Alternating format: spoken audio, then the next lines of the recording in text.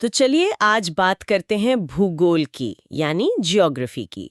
हमारे सामने कुछ दस्तावेज हैं जो हमें एक बहुत ही सीधे से लगने वाले शब्द भूगोल की जड़ों तक ले जाएंगे। और फिर वहां से हम देखेंगे कि हमारे देश का नाम कैसे पड़ा और पूरी पृथ्वी पर जमीन और पानी का संतुलन आखिर है कैसा। हाँ, मतलब मकसद सिर्फ तथ्यों को जानना नहीं है, बल्कि उन्हें आपस में जोड़कर एक बड़ी तस्वीर देखना है। बिल्कुल, ये समझना है कि कैसे एक यूनानी शब्द, भारत के संविधान का एक अनुच्छेद और अंटार्कटिका की बर्फ, ये सब मिलकर हमारी दुनिया की समझ को एक नया आकार देते हैं। तो चलिए इसकी परतें खोलते हैं।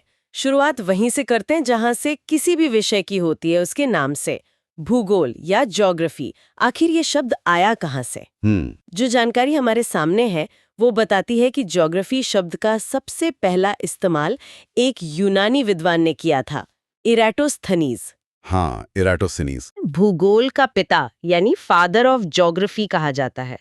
ये तो काफी सीधा साधा तथ्य लगता है ना? पहली नजर में तो लगता है, लेकिन यहीं पर कहानी में एक दिलचस्प मोड़ आता है। जी। क्योंकि अगर हम इन दस्तावेजों की गहराई में जाएं, तो पता चलता है कि भूगोल के एक नहीं बल्कि 3 पिता माने जाते हैं। 1 मिनट, 3? ये तो बड़ी अजीब बात है। मतलब किसी भी विषय का जनक तो एक ही होता है। यही तो बात है। ये असल में किसी मतभेद की नहीं, बल्कि विषय के विकास की कहानी है। एराटोस्थनीज ने शब्द दिया, पर कहानी सिर्फ उनकी नहीं है। अच्छा, तो दूसरे कौन थे? दूसरे व्यक्ति थे हिकेटियस। उन्हें भी भूगोल का पिता कहा जाता है। उन्हें क्यों? वजह ये थी कि उनकी एक किताब थी जस्ट पीरियड्स, और उस किताब में पहली बार पृथ्वी का एक क्रमबद्ध, मतलब एक सिस्टमैटिक विवरण दिया गया था। अच्छा, तो एराटोस्थनीज के शब्द देने से भी पहले हिकेटियस ने जानकारी को एक ढांचे में पिरोने का काम शुरू कर दिया था। बिल्कुल, एक ने नामकरण किया और दूसरे ने उस नाम के तहत ज्ञान को व्यवस्थित किया। ये कुछ ऐसा हुआ कि किसी ने इमारत शब्द बनाया और दूसरे ने उसका पहला नक्शा तैयार किया। सही मिसाल है। तो फिर तीसरे कौन थे और उनकी क्या जरूरत पड़ी? तीसरे थे अलेक्जेंडर वॉन हम्बोल्ट, और उन्हें आधुनिक भूगोल का जनक माना जाता है। आधुनिक भूगोल? हाँ, उन्होंने इस विषय को एक नई ऊंचाई दी। उन्होंने सिर्फ ये नहीं बताया कि कौन सी चीज कहाँ है, उन्होंने पूछा वो चीज वहां क्यों है और उसका अपने आसपास की चीजों से क्या संबंध है। मतलब उन्होंने इसे एक तरह से क्यों और कैसे का विज्ञान बना दिया। बिल्कुल, उन्होंने प्रकृति के अलग अलग हिस्सों को एक दूसरे से जुड़ा हुआ दिखाया। तो देखिए, कोई भी विषय एक अकेले इंसान की देन नहीं होता, ये एक रिले रेस की तरह है। सही बात है। वैसे अगर हम उस मूल शब्द पर वापस जाएं, ज्योग्राफी पर, तो उसे तोड़ना भी बड़ा दिलचस्प है। हाँ, जियो और ग्राफो। हाँ, 2 यूनानी शब्द हैं, जियो यानी पृथ्वी और ग्राफो यानी वर्णन। सही। तो इसका सबसे शुद्ध और शाब्दिक अर्थ हुआ पृथ्वी का वर्णन। कितना सरल और कितना गहरा। पृथ्वी का वर्णन। इसी विचार को पकड़कर आगे बढ़ते हैं। चलिए अब जूम इन करके अपने देश भारत पर आते हैं। पृथ्वी के इस हिस्से का वर्णन कैसे किया गया? इसका सबसे प्रचलित नाम भारत, ये कैसे पड़ा? तो जो जानकारी हमारे पास है उसके मुताबिक ये नाम आर्यों के एक बहुत शक्तिशाली राजा भरत के नाम पर रखा गया था। और ये सिर्फ कोई लोक कथा नहीं है। नहीं, बिल्कुल नहीं। इसका पहला और सबसे पुख्ता जिक्र हमें पुराणों में मिलता है, जो हमारे सबसे प्राचीन ग्रंथों में से है। और इन नोट्स में हिंदुस्तान, जम्बू द्वीप, आर्यावर्त जैसे दूसरे नामों का भी जिक्र है। हर नाम के पीछे यकीनन एक पूरी कहानी छिपी होगी। निश्चित रूप से। हर नाम एक अलग सांस्कृतिक और भौगोलिक पहचान की ओर इशारा करता है। लेकिन जब हम आज के दौर में बात करते हैं तो सबसे अहम सवाल ये है कि कानूनी रूप से देश की पहचान क्या है। और इस मामले में हमारे स्रोत बिल्कुल साफ हैं। हाँ। भारतीय संविधान का अनुच्छेद 1 कहता है कि देश के 2 आधिकारिक नाम हैं, इंडिया और Bharat. India, that is Bharat. बिल्कुल। ये जानना बहुत जरूरी है कि ये दोनों ही नाम बराबर के आधिकारिक हैं। बिल्कुल। चलिए, ये तो नाम की बात हुई, लेकिन एक नाम को दुनिया में पहचान के लिए एक आकार चाहिए, एक नक्शा। दुनिया के नक्शे पर भारत की ये शक्ल पहली बार किसने बनाई? इस कहानी में भी जैसा हमने भूगोल के पिताओं के साथ देखा, एक से ज्यादा किरदार हैं। अच्छा। हाँ, सबसे पहले टॉलेमी नाम के एक यूनानी रोमन विद्वान ने अपने बनाए विश्व मानचित्र पर भारत को दर्शाया था। मतलब ये पहली बार था कि भारत दुनिया के एक बड़े नक्शे का हिस्सा बना। तो उनके लिए भारत एक बड़े वैश्विक पजल का एक टुकड़ा था, कोई खास भारत का नक्शा नहीं था। बिल्कुल सही। वो पूरी ज्ञात दुनिया का नक्शा बना रहे थे। लेकिन अगर हम सिर्फ भारत के एक समर्पित मतलब एक डिटेल्ड नक्शे की बात करें तो उसका श्रेय जाता है 1752 में एनविले नाम के एक फ्रांसीसी मानचित्रकार को। एनविले, हाँ, उन्होंने पहली बार सिर्फ भारत पर केंद्रित एक नक्शा बनाया था। और यहाँ ग्लोब का जिक्र भी है। हाँ, अगर हम दुनिया को चपटे कागज से हटाकर एक गेंद पर यानी ग्लोब पर देखने की बात करें तो पहला विश्व ग्लोब बनाने का श्रेय जर्मनी के मार्टिन बेहम को जाता है। तो कहानी कैसे जुड़ रही है? टॉलेमी ने दुनिया के नक्शे पर हमें जगह दी, एनविले ने हमें हमारा अलग नक्शा दिया और बेहम ने हमें एक घूमती हुई पृथ्वी पर हमारी जगह दिखाई। बिल्कुल। हमारे देश की पहचान वाकई कई परतों से बनी है। चलिए अब कैमरे को थोड़ा और पीछे खींचते हैं, देश से बाहर निकलकर पूरी पृथ्वी को एक साथ देखते हैं।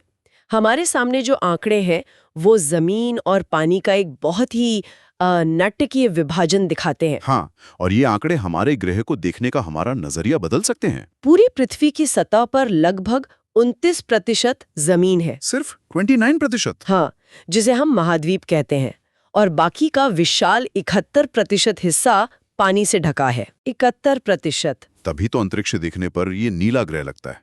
ये धरती ग्रह से ज्यादा तो पानी ग्रह है, कह सकते हैं।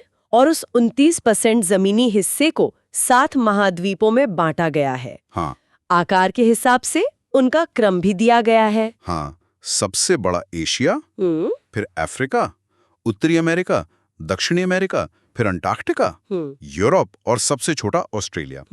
ये क्रम हमें दुनिया का एक मानसिक नक्शा बनाने में मदद करता है। इस लिस्ट में अंटार्कटिका का नाम आते ही मेरे दिमाग में बर्फ ही बर्फ आती है, लेकिन इन नोट्स में उसे एक बहुत ही अनोखा दर्जा दिया गया है, विज्ञान को समर्पित महाद्वीप। ये क्या मतलब हुआ? आपने बिल्कुल सही पकड़ा, यही इसका मतलब है।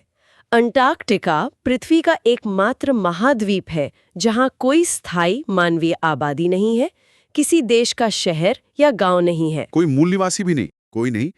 इसीलिए एक अंतर्राष्ट्रीय संधि के तहत इस पूरे महाद्वीप को सिर्फ वैज्ञानिक अनुसंधान के लिए समर्पित किया गया है। ये पूरी मानवता की एक साझा वैज्ञानिक प्रयोगशाला है। तो वहां सिर्फ वैज्ञानिक और उनकी रिसर्च टीमें ही होती हैं। एक तरह से ये दुनिया का सबसे पढ़ा लिखा महाद्वीप हुआ। एक तरह से कह सकते हैं। दुनिया भर के देश वहां अपने अनुसंधान केंद्र चलाते हैं, जहां वे जलवायु परिवर्तन, ग्लेशियरों का पिघलना, ओजोन परत और न जाने कितने ही विषयों पर शोध करते हैं। और क्या इस वैश्विक वैज्ञानिक प्रयास में भारत भी शामिल है? बिल्कुल, और ये हमारे लिए गर्व की बात है। इन दस्तावेजों में साफ तौर पर भारत के 3 अनुसंधान केंद्रों का जिक्र है। पहला था दक्षिण गंगोत्री, जो अब बर्फ में दब चुका है। अच्छा। हाँ, लेकिन उसने भारत के अंटार्कटिक कार्यक्रम की नींव रखी। और 2 अभी भी सक्रिय हैं, मैत्री और सबसे नया भारती। मैत्री और भारती। ये केंद्र सुनिश्चित करते हैं कि पृथ्वी के भविष्य को समझने में भारत की भी एक अहम भूमिका हो। शानदार। तो ये हुई 29% जमीन की कहानी, लेकिन अब उस विशाल 71% हिस्से पर आते हैं, पानी पर। पहली नजर में लगता है कि हमारे पास पानी की कोई कमी नहीं है, लेकिन जो आंकड़े हमारे सामने हैं वे एक बिल्कुल अलग और थोड़ी कह सकते हैं डरावनी कहानी कहते हैं। ये शायद इस पूरी चर्चा का सबसे चौंकाने वाला तथ्य है। पृथ्वी पर मौजूद कुल पानी का लगभग 97% हिस्सा महासागरों में है, और जैसा कि हम जानते हैं महासागरों का पानी खारा है। 97%? मतलब ये पीने, सिंचाई करने या हमारे ज्यादातर कामों के लिए सीधे तौर पर बेकार है। तो जब हम अंतरिक्ष से अपनी नीली धरती को देखते हैं तो हम असल में एक तरह का धोखा देख रहे हैं। बिल्कुल सही शब्द है, धोखा। ये प्रचुरता का भ्रम है, एन इल्यूजन ऑफ अबंडेंस। जिस पानी पर हम और पृथ्वी का बाकी जीवन असल में जिंदा है, वो उस 97% में नहीं बल्कि बचे हुए 3% में है। सिर्फ 3%? तो ये कीमती 3% पानी आखिर है कहाँ? ये तो सोने चांदी से भी ज्यादा कीमती हुआ। हाँ, यही असली खजाना है, और ये भी एक जगह पर नहीं है। इन दस्तावेजों के मुताबिक इस 3% का भी एक बड़ा हिस्सा हिमनदियों यानी ग्लेशियरों और बर्फ की चोटियों में जमा हुआ है। ओके। जो बच गया वो नदियों, झीलों, जमीन के नीचे भूमिगत जल के रूप में, और कुछ हिस्सा हमारे वायुमंडल में भाप और बादलों के रूप में मौजूद है। तो इसका मतलब ये हुआ कि जब भी हम पानी बचाओ का नारा सुनते हैं तो हम असल में पृथ्वी के कुल पानी के सिर्फ उस छोटे से 3% हिस्से को बचाने की बात कर रहे होते हैं। ये आंकड़ा ये तो समस्या को देखने का पूरा नजरिया ही बदल देता है। यही बात है। ये ऐसा है जैसे आपके बैंक अकाउंट में 1 करोड़ रुपए हों, लेकिन आपका एटीएम कार्ड आपको दिन में सिर्फ 3,000 रुपए ही निकालने दे। दिखने में आप अमीर हैं, लेकिन असल में आपके पास खर्च करने लायक नकदी की बहुत किल्लत है। वाह, ये आंकड़ा हमें पानी के असली मूल्य का एहसास कराता है। ये सिर्फ एक संसाधन नहीं है, ये एक दुर्लभ निधि है। बिल्कुल। तो आज की ये बातचीत एक अकेले शब्द भूगोल से शुरू हुई और हमें एरेटोस्थनीज, हिकेटियस और हम्बोल्ट जैसे विद्वानों से मिलवाया। फिर हम अपने देश के नाम, भारत की पौराणिक जड़ों और उसकी संवैधानिक पहचान तक पहुंचे। और फिर हमने देखा कि कैसे टॉलेमी से लेकर एनविलिया तक ने भारत को दुनिया के नक्शों पर उकेरा। और इसके बाद हमने पूरी पृथ्वी के पैमाने को समझा। 29% जमीन और 71% पानी का संतुलन, 7 महाद्वीपों का विशाल विस्तार, और अंटार्कटिका में मैत्री और भारती के रूप में भारत की वैज्ञानिक मौजूदगी। और अंत में हमने पानी की प्रचुरता के भ्रम को तोड़ा और ये समझा कि हमारा जीवन सिर्फ 3% मीठे पानी पर निर्भर है। ये पूरी यात्रा दिखाती है कि भूगोल सिर्फ पहाड़ों और नदियों के नाम रटना नहीं है। नहीं, बिल्कुल नहीं। ये इतिहास, संविधान, विज्ञान और हमारे अस्तित्व को आपस में जोड़ने वाला एक धागा है। ये हमें अपने ग्रह को समझने का एक फ्रेमवर्क देता है। ये हमें बताता है कि हम कौन हैं, हम कहाँ हैं, और हमारे पास जो कुछ भी है वो कितना कीमती है। प्राचीन नामों जैसे जम्बूद्वीप और आर्यावर्त का सिर्फ जिक्र है, विस्तार नहीं। ये सोचना दिलचस्प होगा कि इन नामों के पीछे की भौगोलिक और सांस्कृतिक कहानियां क्या होंगी। उस समय के लोगों के मन में जम्बूद्वीप का नक्शा कैसा दिखता होगा, उसकी सीमाएं कहाँ तक थीं। ये हमें याद दिलाता है कि नक्शे सिर्फ कागज पर खींची लकीरें नहीं होते, वे कहानियां होती हैं जो हम खुद को और दुनिया को अपने बारे में सुनाते हैं।